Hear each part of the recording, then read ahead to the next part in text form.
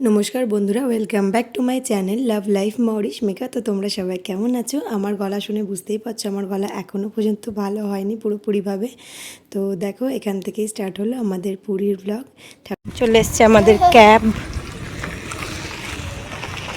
আর এই যে হ্যাঁ চলো চলো আমরা যাব গাড়িতে করে, বেটা স্টেশন যাব চলো। প্রচুর লাগেজ হয়ে গেছে আমাদের। দেখো কি লেভেলের এক্সাইটমেন্ট তার মধ্যে।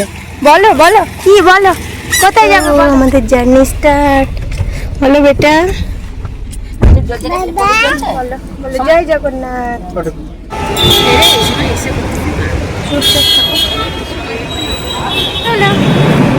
আমরা চলে এসেছি স্টেশনে, আর এই আমাদের ট্রেন দিয়ে দিয়েছে, আমাদের কোচ নাম্বার M5।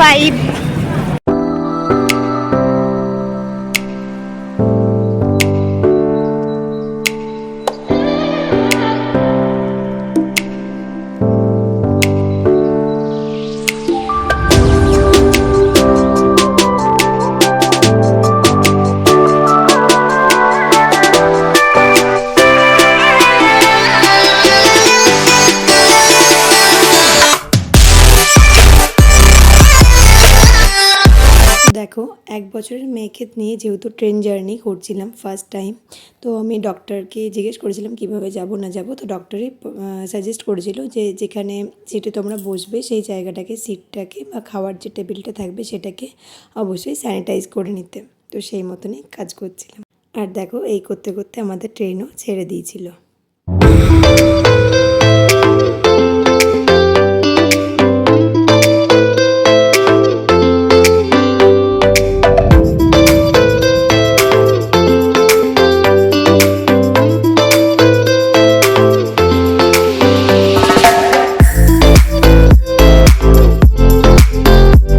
দেখো, ট্রেনে ওঠার পর মেয়ে আমার 1-2 ঘন্টা মতন খেলা করে, আমাদের ট্রেন ছেড়ে দিয়েছিল 4টের সময়, আর 1-2 ঘন্টা পর খেলা করে মেয়ে 6:30টার দিকে ঘুমিয়েও গেছিলো।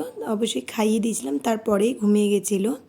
আর সেই মতন বিছানা করে ওকে শুয়ে দিয়েছিলাম। তারপর আমরা আমাদের ডিনার কমপ্লিট করে নিয়েছিলাম। এই 8টার দিকে আমি ঘর থেকে একটু বাসন্তী পোলাও বানিয়ে নিয়ে গেছিলাম, আর রুটি আলু ভাজা এইসব বানিয়ে গেছিলাম। তো সেটাই খেয়েছিলাম। আমরা খুব একটা কেনা খাবার পছন্দ করি না, কিন্তু অনেক সময় কি হয়, খাবার নষ্ট হয়ে যায়, সেক্ষেত্রে কিনে খেতেই হয়, কিছু করার থাকে না। আর মেয়ের জন্য কী খাবার নিয়ে গেছিলাম ট্রেনে সেটা আমি পরে তোমাদেরকে একবার বলবো। আর দেখো, ডিনার কমপ্লিট করে আমরা যে যার সিটে শুতেও চলে গেছিলাম। মায়ের সিট ছিল মিডলে, আমাকে যেহেতু বাচ্চাকে নিয়ে শুতে হবে তাই আমি একদম লোয়ার সিটে ছিলাম, আর আপার সিটে ছিল আমার হাজব্যান্ড। তো দেখো, মেয়ে শুয়ে পড়েছিল, আর মেয়ের সাথে আমিও শুয়ে গেছিলাম সিট।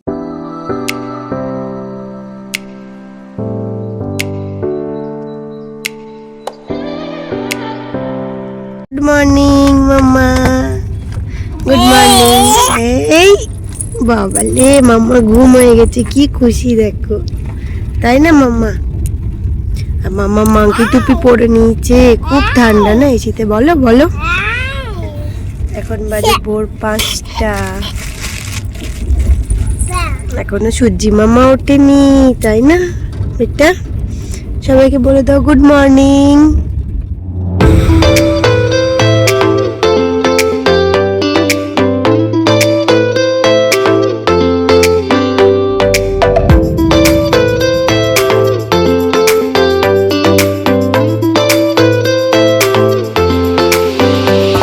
আমি তারপর মেয়ের সকালের খাবার খাইয়ে দিয়েছিলাম। ওর জন্য ঘর থেকে নিয়েছিলাম কর্নফ্লেক্স গুঁড়ো আর এমনি দুধ, তো সেটাকে গরম জলে গুলে খাইয়ে দিয়েছিলাম সকালে।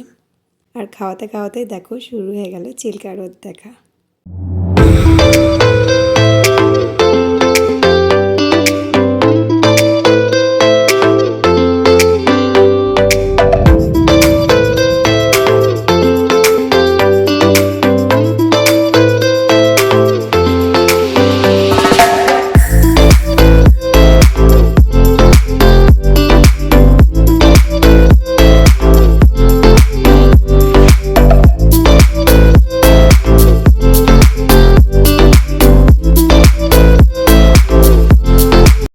চলো তোমাদের সাথে আমি শেয়ার করবো এই ট্রেন জার্নির কিছু এক্সপিরিয়েন্স। যখনই তোমরা ছোট বাচ্চা নিয়ে বাইরে যাবে সেক্ষেত্রে কোন কোন জিনিস মাথায় রাখবে সেগুলোই তোমাদের সাথে শেয়ার করব। তো 1 নম্বর পয়েন্ট হচ্ছে অবশ্যই চেষ্টা করবে লাগেজ যাতে কম হয়, না হলে বাইরে বাচ্চা কোলে নিয়ে লাগেজ টানা খুবই অসুবিধা হয়। 2 নম্বর পয়েন্ট হচ্ছে চেষ্টা করবে বাচ্চাকে 4 থেকে 5 ঘন্টা অন্তর অন্তর যাতে ডায়পার চেঞ্জ করতে পারো, কারণ বেশিক্ষণ ডায়পার পরে থাকলে ইনফেকশনের ভয় থাকে। 3 নম্বর পয়েন্ট হচ্ছে যে জায়গাটায় তোমরা বসবে সেই জায়গাটাকে মানে বাচ্চা যে সিটে বসবে সেটাকে স্যানিটাইজ করে নেবে ভালো করে। 4 নম্বর পয়েন্ট হচ্ছে বাচ্চাকে যেখানে শোয়াবে সেই জায়গাটাতে চেষ্টা করে বাড়ি থেকে কোনো কাপড় এনে তার উপর বাচ্চাকে শোয়ানোর। তো দেখো দেখতে দেখতে আমাদের 18 ঘন্টার ট্রেন জার্নি এখানে কমপ্লিট হলো। আমরা নেমে গেছিলাম খুর্দা রোড জংশনে। এখান থেকে আমাদের আবারও ট্রেন ছিল পুরী যাওয়ার উদ্দেশ্যে। তো আমরা এখানে 1 ঘন্টা ওয়েট করার পর চলে এসেছিলো আমাদের ট্রেন।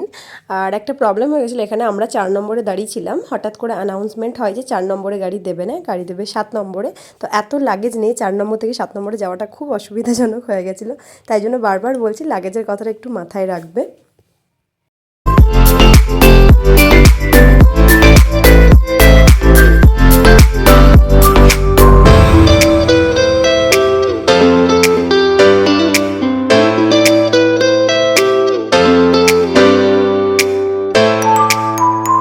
আর দেখো ফাইনালি আমরা চলে এসেছি পুরী স্টেশনে। আর নেমে তো আমি জাস্ট অবাক হয়ে গেছি, এত ভিড় পুরী স্টেশনে, কত দূর দূরান্ত থেকে লোক আসছে জগন্নাথ দেব দর্শন করতে।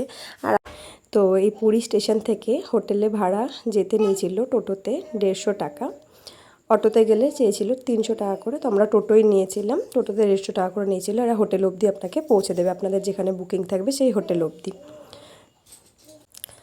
আর এইভাবেই চলতে চলতে রাস্তায় হঠাৎ করে দেখা হয়ে গেল সমুদ্রের। কি অপূর্ব দৃশ্য, প্রথমবারের জন্য আমি সমুদ্র দেখছিলাম, অবাক হয়ে তাকিয়েই ছিলাম সমুদ্রের দিকে। তো চলো এরপরে আরও সুন্দর সুন্দর ব্লগ আসতে চলেছে, পুরীর ব্লগ, সমুদ্রের, জগন্নাথ দেব দর্শনের, আর সমস্ত রকমের কি এক্সপিরিয়েন্স হলো না হলো সবটাই তোমাদের সাথে শেয়ার করব। তো থ্যাংক ইউ পুরো ভিডিওটা দেখার জন্য। আর চ্যানেলটাকে অবশ্যই সাবস্ক্রাইব করে নিও, ভিডিওটা ভালো লাগলে লাইক করো, আর কমেন্টে অবশ্যই লিখবে জয় জগন্নাথ।